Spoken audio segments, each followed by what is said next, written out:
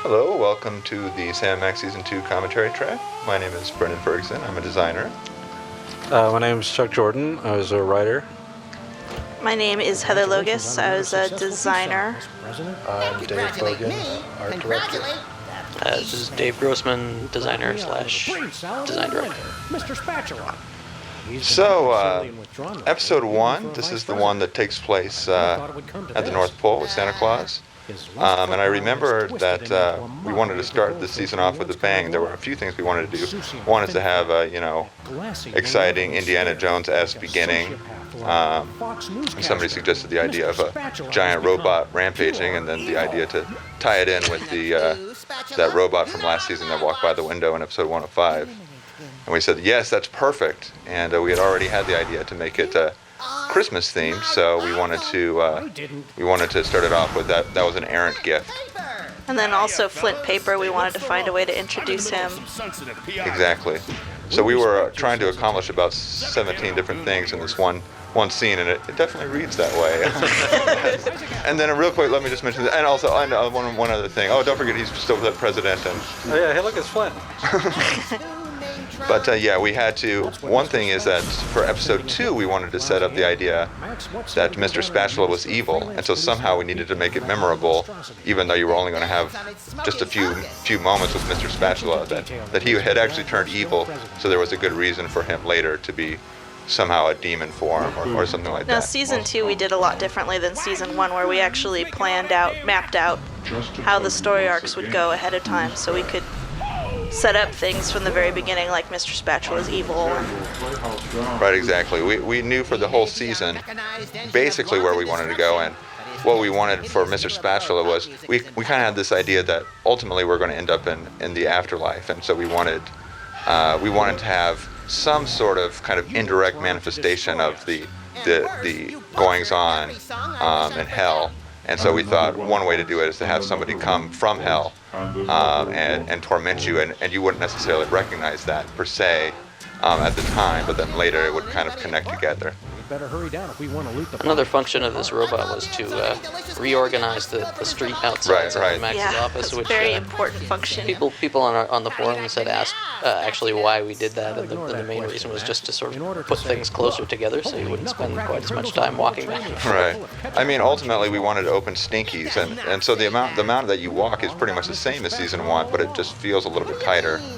Because we just shoved Sybil's into the middle of the street there. And we just wanted an excuse to change the street around, too, so it felt like a different environment than in the first season. I think by the end of season 6, we'll have eventually gotten all the way down the street, and we can turn a corner. Another interesting thing about the robot is we released a trailer in between season 1 and season 2, and it's kind of almost a nice little foreshadowing event to this first opening cutscene. Absolutely. The one with the robot. I gotta say, I love the opening credit sequence for this season. Lots. Yeah, and you can shoot all these things. In Yeah, case you haven't figured that out. I really like the opening credit sequence for this season. Apparently the music wasn't actually written specifically for the credits, which surprised me, because it's perfect. There's the So- North There they Pole. are. Yeah, here's another one where we were thinking all the way at the beginning of the season how we wanted this thing to end up, and it just seemed like we had talked about this idea that you would go to hell and that Satan would end up not being the guy that you would try to take down, and so it just seemed very funny that the most evil imaginable people are the soda poppers, and so we said the thing is, for people who have not played season 1, how can we make sure you know who those people are? And so we had the idea, well, there seems to be some kind of connection between soda poppers and elves, and just generally short people all kind of hang out at the North Pole. So we just shoved them there, and we're hoping that it would just read as kind of random enough. So it was very strange feeling to read everybody's intense hatred at their sore thumbedness in this episode, wondering if later that would make them happy when they realized there was a purpose or not. I just want to say I saw a mention of the casual swearing in this episode. Somebody was complaining about that, but it was very intentional for the first time you see the soda poppers for Max to say, what the hell are they doing here? Because we wouldn't mention hell ever again until we got to the end of the season. So. It's an interesting theory, but I'm not convinced. And I also really liked about this episode the Thing influence from John Carpenter's The Thing, which is something that seemed just really fun to do. Yeah, that was a fun way to think about the North Pole. And the intensity of what's going on there, and the artist really did a fantastic job with the outside of this environment. It's so beautiful. And the also escalator desolate tree. and scary. There was a lot of talk about the escalator tree, as I recall. Yeah, that was. Big stink about This how are we is gonna a get those perfect characters to example walk of an up the tree? animator going awry right here.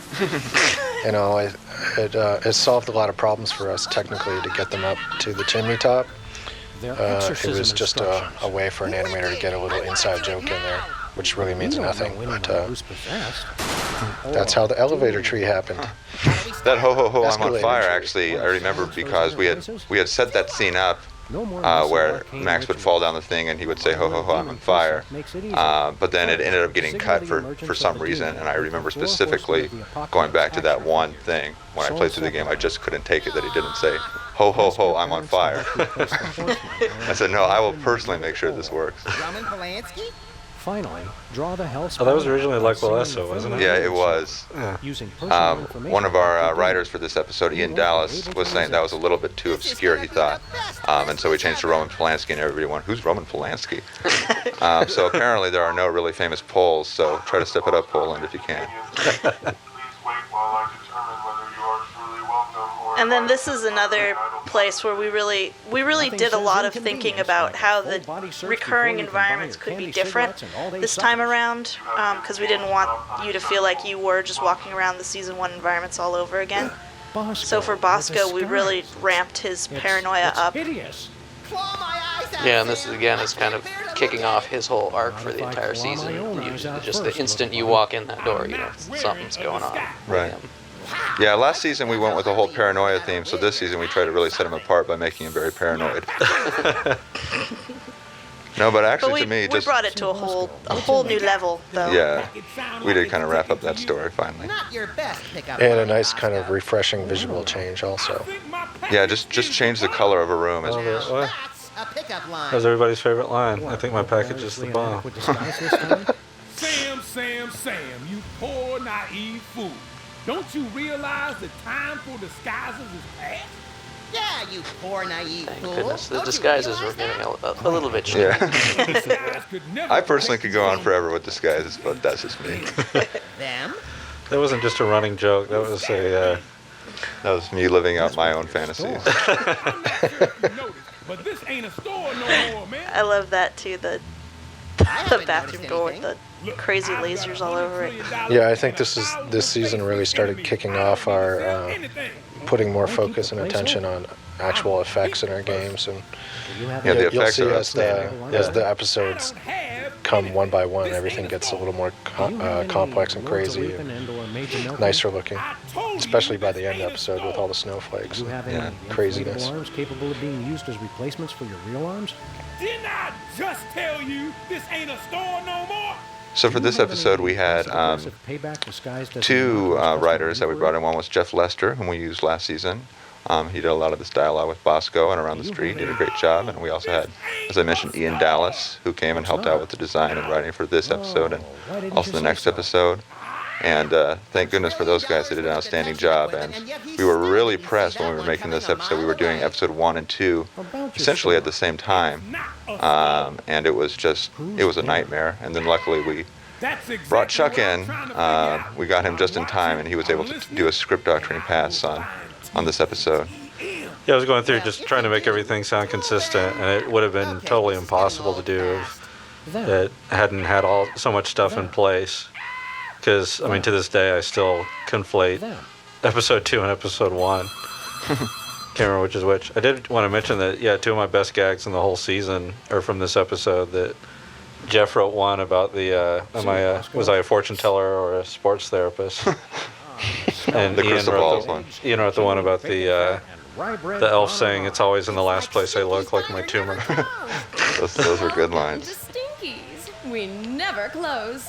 I liked how you said those were two of your best lines. I'm Oh, of your did I best say ones. two of my favorite? Is what I meant to say. Those were two of my best.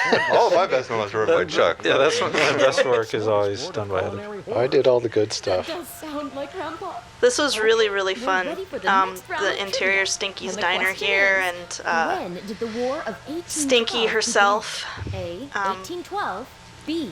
20,000 And years she BC. originally was C. March imagined 3rd, a little bit differently, 2004. but then D. Steve Bangers and Purcell, mash. I think, got Okay, let's hear super everyone's excited and answers. showed up with a drawing of her Let's looking start like with this you, one day. And Sybil. Yeah, I the chose fish A. theme. Of Yeah, course she's- you did, she dear. turned out pretty cool. Because you're wrong. Also, I love this trivia contest puzzle because it's an example of the kind of thing we do fairly often, where it's not solved at all in the way that you would expect when you're first presented with it. It Right. comes across, oh, it's all about trivia, but knowledge of actual trivia or even correct answers to the questions have nothing to do with actually solving the puzzle. Well, this puzzle was inspired by a story that I read as a boy. I actually forget exactly how it goes, but essentially, some boy is before the king, and the king wants to put him to death, but he says, in a show of seeming fairness, I'll write on 2 slips of paper either death or life, and you can choose one of the slips of paper, and you'll have whatever fate you choose. But the king writes death on both slips of paper, and the boy knows it. So what he does is he takes one of the slips of paper, eats it, and says, "Let's see the other one." And that way we'll know what my fate was that I chose. So since death's on the other one, he knows he should get life, and so everybody they have to let him go free. So this was the same idea, was that you would force all the wrong answers, so that the only one left would have to be right. My lucky glove cuts. Jimmy Two Teeth, what are you and your unsavory pals And there are doing mariachis in burning this out season husks too, of this apparently. robot? The first rule is. Yeah, that a mariachi? they keep seeming to come up. Husk of this robot. Hey! So that was another one where we certainly did plan that they would be the guys in episode 4, so that this whole thing that they would just keep reoccurring for everybody's I always thought birthday being was shipless and lazy was its intentional own from the reward. beginning. They're giving out trophies now? Boxing championship, wise guy. And we also had this idea of converting the robot into some kind of rat haven. It's the super exclusive Possibly a war casino. action figure with extra. Hey, where'd the boxing go? There are pieces Let's missing. see the box. The boxing was great. That was my favorite minigame of the entire. I never thought we were going to get that in. In the design that we wrote for this episode, it said, and then right here is where it would launch into a boxing minigame if we had a time to do that. Anyway, at the end of it, the thing comes flying out. But our production staff really worked wonders on this episode and the whole season. They got it done. It's amazing. Mark Darren. Mark Darren. And Mark Darren, who is now working on Homestar Runner, he programmed that game. Well, he's Did a great job. Let's grab the package and let's get. Which was highly inspired by Punch Out. It's the supersized Indeed so. Punch Out was one of my favorite games for the original Nintendo and in the arcade. Didn't they say that we actually got the voice actor for the orial Punch Out to do the voiceover Did we for get this? him for this? Yeah. Gosh, I'm blanking on his name right now. But he was the voice for the arcade Punch Out when he's the guy that says body blow, body blow. There ain't no place Yeah, safe. he works with BA Sound. Yeah, He's yeah. done other things for us as well. We'll come up in the credits. Oh, I'm is blanking that J.S. too. Gilbert? The voice of the dragon I from think Bone, it's yeah. J.S. Gilbert. Yeah. Yeah. That door demon free. Yeah, he was really good. I did have to coach him a lot. I said, no, it's more like body blow, body blow. Wait, And this guy is fantastic. Which guy? no. The monster. Oh, yeah. Remember Dave Bogan showing me drawings of this guy, and it was just so fantastically exciting. He's pretty cool, but he turned out to be quite a nightmare. How come his gun isn't in there? He's a monster. There's a back. Yes.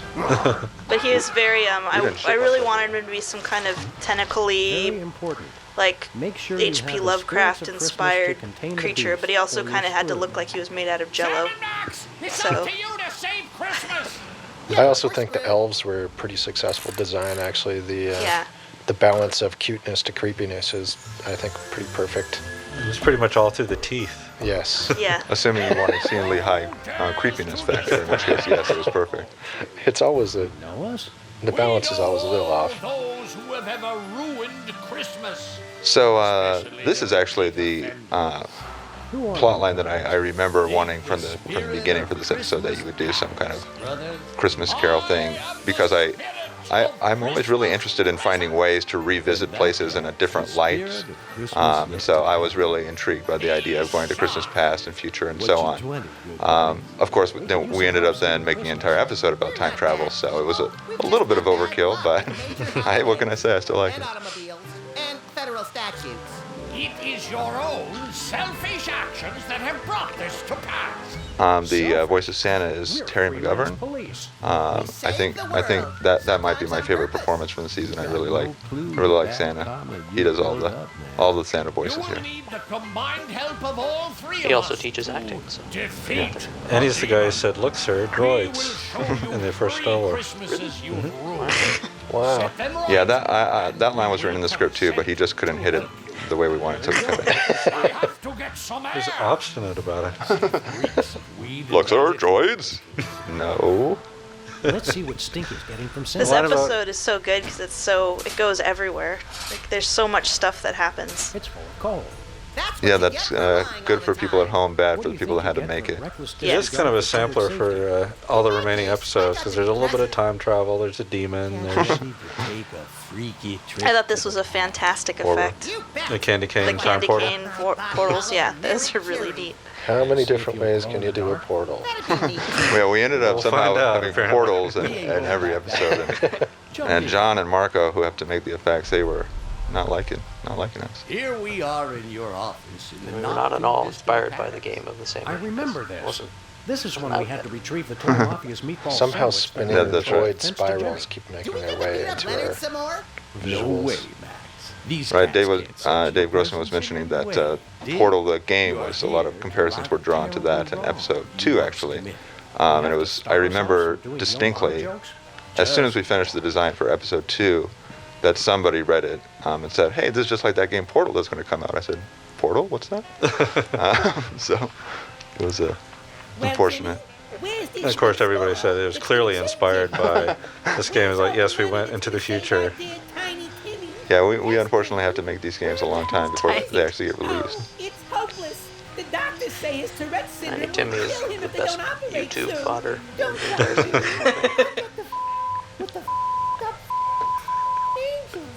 It's all a bust, I just Mary. can't. Every It's just- time I try to not make an honest living, Separate. Sam and Max smack me down. I can't stop laughing. Tiny Timmy kills me. I know, Mary. The And you best know, is- I think I didn't. I'm pretty sure I didn't like the Tourette syndrome or the swearing or any of that stuff. But in execution, it was just so funny. I think it turned out to be one of the best things that we've ever done. Yeah. Well, then of course we did actually get a letter from an actual sufferer of Tourette's syndrome who pointed out that we had been somewhat insensitive at her. Yeah, our depiction of Tourette syndrome for you people at home is not intended to be authentic. No small rats actually have Tourette's experience these symptoms. But yeah, I kind of agree with Heather. At the time, I was thinking, well, this Tourette's thing is a bit overdone, but I don't know. It just seemed to be the thing that was going to be perfect as his disease here. I think it's a nice little slice of life. It's just so easy to make it be funny. I mean, you don't have to do anything. Just write beep, beep, beep, beep. Oh, you beep, beep, beep in the script, and it just. The best is when he just goes off on a tear. Yeah. Well, yeah, Joey Kamen, who does the voice of Tiny Timmy as well as Bosco and more, he's really good at swearing. That's his strength. And he would just go off, like we just record the line pretty straight for a while, and then we say just say whatever comes to mind. And those are the ones that Julian delivered generally, where he just went on for an entire minute. It's in the middle of all the beeps. You hear that. Oh. He has to get his breath back. I thought you were gonna jump. So this whole puzzle and story around Jimmy was maybe a little bit convoluted, but it worked out. Don't pick at it. And Max. I liked It's it too hard to because get back in the socket. we wanted to take some of the characters that we had previously and see them in a new light. And this was a chance to give Jimmy a family and some aspirations other than just being a general Thanks for the glove, Jimmy. thug. I'm feeling full of the Christmas spirit already. Yeah. Happy holidays. When we had Christmas Past, I didn't intentionally hope that it was going to be in their office since we've been there plenty of times, but it just felt like Jimmy having a family and having there be some connection to what we're seeing in the present day seemed like it was going to be the strongest story.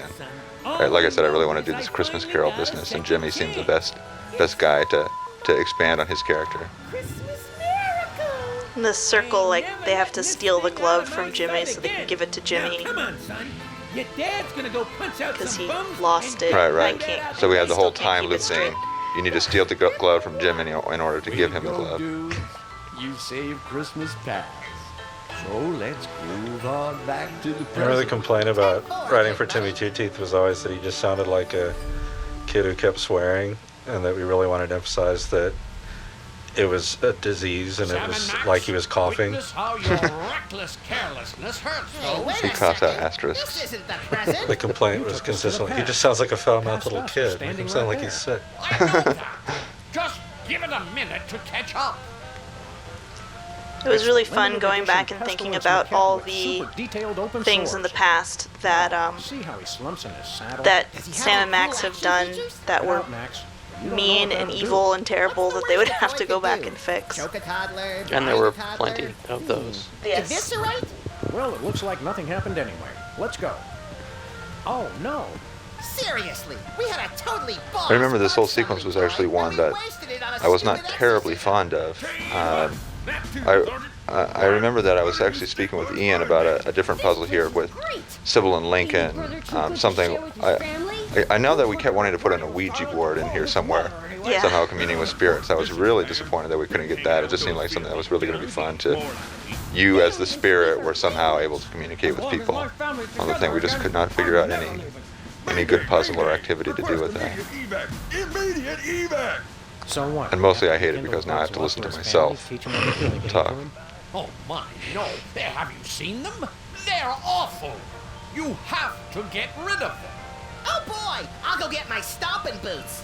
No. And it was a bit strange here because we wanted to have it in Christmas present, but somehow we wanted to show this idea that Sam and Max have been causing all these problems, and you need to solve your own mistakes. So somehow we needed to show, here is what you did in order to cause the problem. So we actually had to go a bit back in the past, and I think we were debating at some point, should I make reference to the fact that, oh, we're seeing ourselves from a bit ago. And we waffle on that, and then I think, Chuck, you decided, no, it's just going to be too strange if they don't somehow comment on the fact that we know that we're a bit in the past, let it catch up. Yeah, there's a little Wow, bit in the there. future is hot. And so am I, Sam. Seriously, check future me out. Some great foreshadowing here. Yep. Right. Very, very strong foreshadowing. Well, Max, unless we learn how to fly, Is this we're destined foreshadowing? to spend the remainder of our lives on a tiny So island. again, we knew where we wanted to end up. It was kind of, we had to make it obviously characteristic of hell, but at the same time, it seems enough like it could be a volcano or something else that there's a certain amount of ambiguity there. Sorry, buddy. I already ate This it. was Just your also average hard ordinary because, bit of lava.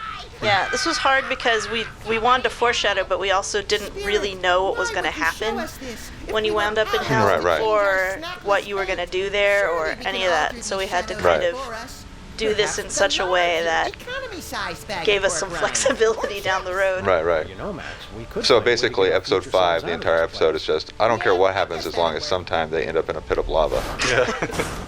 And they need a sled. And they have to pick up a bag of pork rinds, apparently. Yeah, we remember that actually a bit later. That was just a throwaway joke for the scene, but then for episode 5 we said, oh, because, well, we'll talk about that for episode 5. I won't get ahead of myself since we'll have plenty to talk about that. I stopped paying attention halfway through that sentence.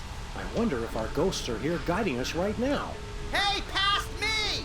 Check this out! Shake that thing! Classy as always, little pal. Now let's get out of here. Excellent. I'm gonna miss that sexy beast. And But yeah, his that's another one of these scenes that I like where Hey, you're going to see it from can't two lose different yourself, perspectives smart over the guy. course of the season. We're always trying to milk every scene we make for all it's worth.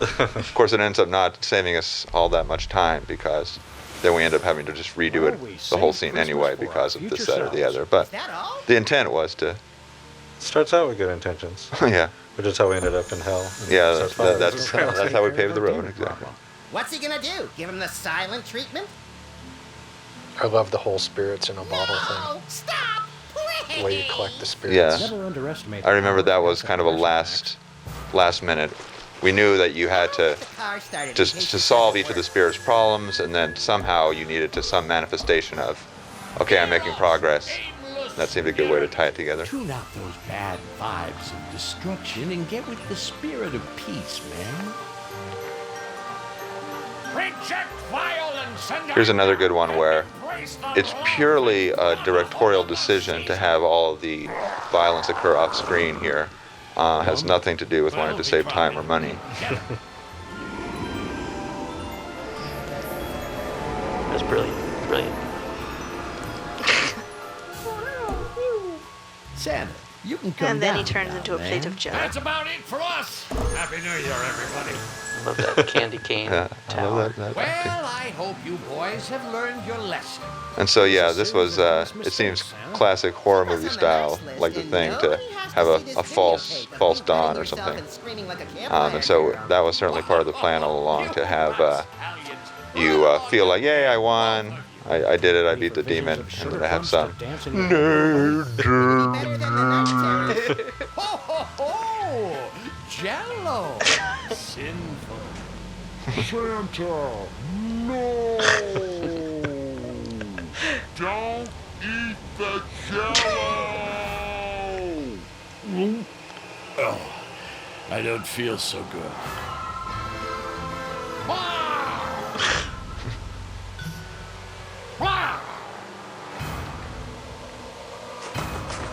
Actually, when Max's voice is slowed down like that, he sounds a little bit closer to Yeah, his real voice. yeah. Maybe we should just slow them all down.